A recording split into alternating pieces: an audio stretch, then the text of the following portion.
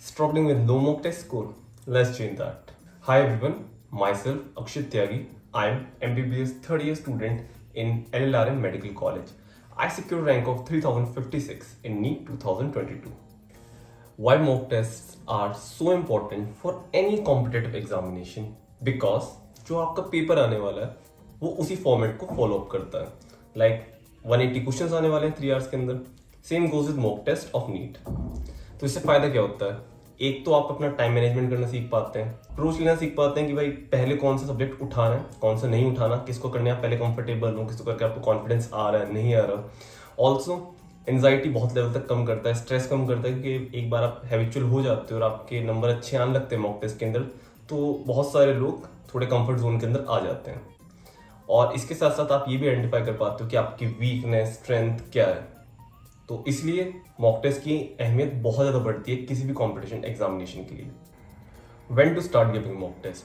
Ideally आपको 3 से 4 months पहले स्टार्ट कर देना चाहिए मॉक टेस्ट देना. पर अगर आप 2 मंथ्स पहले भी देना चाह रहे हैं कोई इशू नहीं है. आपको इस चीज़ का ध्यान रखना है, एटलीस्ट 15 मॉक टेस्ट आपको लगा के जाने हैं. That's my recommendation. और इसके साथ साथ जैसे शुरू में बहुत बड़ा कॉन्फिडेंस नहीं आता, मेरे फर्स्ट मॉक टेस्ट के अंदर 260 नंबर ही आए थे, तो बहुत जल्दी गिरता है. तो आप पार्ट सिलेबस मॉक टेस्ट से भी स्टार्ट कर सकते हैं कि आप कुछ पोर्शन उठा के बाय 11th का उठा लिया सारा का सारा, या फिर आप 11th का हाफ सिलेबस करना चाह रहे हैं, आप ऐसे भी कर सकते हैं to gain some kind of confidence. पर ये नहीं कि 4 चैप्टर 10 चैप्टर उठा के थोड़ा मतलब 30-40 चैप्टर्स तो एक साथ आप लेके चलें, उसके हिसाब से एक मॉक टेस्ट लगाएं. How to analyse your mock test result? First thing first, speed and accuracy go hand in hand. आपको कोई फायदा नहीं कि आपकी स्पीड बहुत तेज है और एक्यूरेसी बहुत कम है. ऑन दी अदर हैंड उस चीज़ का कोई फायदा नहीं है कि आपकी एक्यूरेसी बहुत अच्छी है पर स्पीड बेकार है. तो आपको दोनों चीज़ों पे पहले तो इस पे काम करना है कि ये दोनों चीज़ें बैलेंस्ड आउट रहे. इसके बाद आपको आइडेंटिफाई करना है कि आपकी रिपीटेटिव मिस्टेक्स कौन सी हैं, क्योंकि वही गलती आप जाके नीट के दिन करने वाले हैं. तो उसको आइडेंटिफाई करें और उसको पॉलिश करें जिससे वो दिक्कत वहाँ पे ना आए. उसके साथ साथ आपके जो कंसेप्ट जो आपको लग रहे हैं कि आपने पेपर लगाया और इसके अंदर इस कंसेप्ट के अंदर आपको क्लियरिटी नहीं थी, तो अगले दिन जाके उस कंसेप्ट को दोबारा रिविजिट करें, उसके ऊपर कुछ क्वेश्चंस लगाएं और उससे वहीं के वहीं आप अपना पक्का करके चलें. उसके साथ साथ कुछ बच्चे होते हैं जो अपनी जर्नल मेंटेन करते हैं कि हमने फर्स्ट मॉक टेस्ट के अंदर इतनी सिली मिस्टेक्स करी थी, इतने कैलकुलेटर रिस्क लिए थे, इतने क्वेश्चन छोड़े थे जो हमें आते ही नहीं थे, और इतने जो हमारे क्वेश्चन सही हुए वो थोड़े बहुत मतलब लक फैक्टर सही हुए, तो उस चीज़ की जर्नल बनाते हैं. तो आप चाहें तो उसको भी कर सकते हैं. उसके अंदर वो लिखते भी हैं कि इस क्वेश्चन को बाद में दिक्कत आ रही है तो मुझे नीट से आने से पहले इसको देख के जाना है. तो आप ये ट्राई आउट कर सकते हैं. Common mistakes to avoid in mock test. तो एक चीज़ तो आप समझ लिए कि आपको ओवर इम्फेज नहीं करना है अपने मॉक टेस्ट स्कोर के ऊपर कि मेरा इतना स्कोर आ गया अब कैसे होगा, या इतना बढ़ ही नहीं रहा है स्कोर, ये नहीं हो रहा वो नहीं हो रहा. आपको उस पर ध्यान नहीं देना क्योंकि सबको कम आता है. मेरा भी स्टार्टिंग में कम ही आया था, उसके बाद वो बढ़ जाएगा over the period of time and वो नीट का रिजल्ट नहीं है. तो आप फोकस करें अपने एफर्ट्स पे, ना कि रिजल्ट पे. साथ साथ आपको इस चीज़ का ध्यान रखना है कि बहुत लोग मॉक टेस्ट लगाते हैं, स्कोर देखते हैं एंड देन कुछ दिनों बाद नया मॉक टेस्ट लगाते हैं, एनालाइज नहीं करते. मॉक टेस्ट लगाने से ज़्यादा एनालाइज करना ज़्यादा इंपॉर्टेंट है. लेकिन आपको पता चलेगा कि आपकी दिक्कतें कहाँ आ रही हैं, कहाँ आप लैग कर रहे हो, कहाँ आपने तुक्के से नंबर आ गए, कहाँ आपको जो कॉन्सेप्ट आता था उसमें ही आपके नंबर कट रहे हैं. वो तो एनालाइज करना पड़ेगा ना. तो एक दिन जिस दिन मॉक टेस्ट लगाते हो उसके अगले दिन जरूर एनालाइज, तो आपको उसी टाइम में अगले दिन तो कर लेना चाहिए. उसी दिन कर सकते हो, ठीक है, मैं तो बहुत लोग एग्जॉस्ट हो जाते हैं, तो उसी दिन मॉक टेस्ट लगा 2 to 5 के बीच में, अगले दिन 2 to 5 के बीच में एनालाइज कर लीजिए. Effective strategies. आपको अपना टाइम डिवाइड कर लेना है कि आपको 3 सब्जेक्ट्स के अंदर कितना कितना टाइम एलोकेट करना है.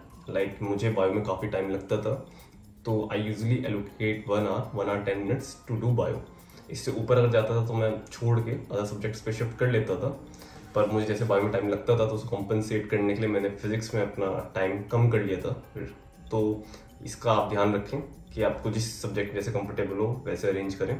साथ साथ अपनी सीक्वेंस कि आपको कौन सब्जेक्ट पहले उठाना है. जर्नल सीक्वेंस जो बहुत लोग फॉलो करते आ रहे हैं अभी तक, वही ये bio, chemistry and physics. But मेरा एक दोस्त था जिसका सिलेक्शन हुआ था, उसने पहले फिजिक्स करी थी, देन बायोलॉजी, देन केमिस्ट्री. तो अगर आपका भी कुछ अलग सीक्वेंस है तो कोई दिक्कत वाली बात नहीं है, बस क्या स्टिक रहना और कोई दिक्कत नहीं है.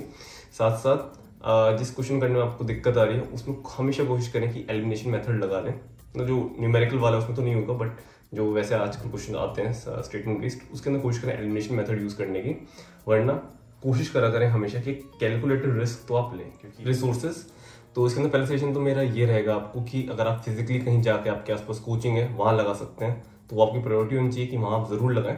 घर वर लगाना चाहते हैं ठीक है, बट वहाँ लगाना भी एक डिफरेंट आपको एटमोसफेयर फील करवाता है, वो ज़रूरी भी होता है। और इसके साथ साथ आप खाली एक कोचिंग पे स्टिक नहीं रहना, मेरी गलती थी, और कम से कम 2-3 कोचिंग के अलग मॉक टेस्ट चेंज करके लगाते रहें, तो वो आप ज़रूर करें। Final tips, always remember that the mock test you give take you one step closer to your need dream. तो इसी के साथ मैं आपको लास्ट में कंक्लूड करना चाहूँगा कि मेरे जिस मॉक टेस्ट में 695 टच हुए थे, उस साल मेरा सिलेक्शन नहीं हुआ था, एंड उससे ही नीट से 2 दिन पहले मेरा 554 स्कोर आया था, and I get selected in that year. उसके अंदर मेरे 658 नंबर आए थे एंड आई स्कोर 3056 रैंक। तो your numbers will not define you, your efforts will. और हमेशा की तरह I will suggest you, please give 15 mock test at least. Drop your doubts in comment section and ask your questions on Instagram and Telegram. And in the last, let's unlock the potential and the uniqueness within us.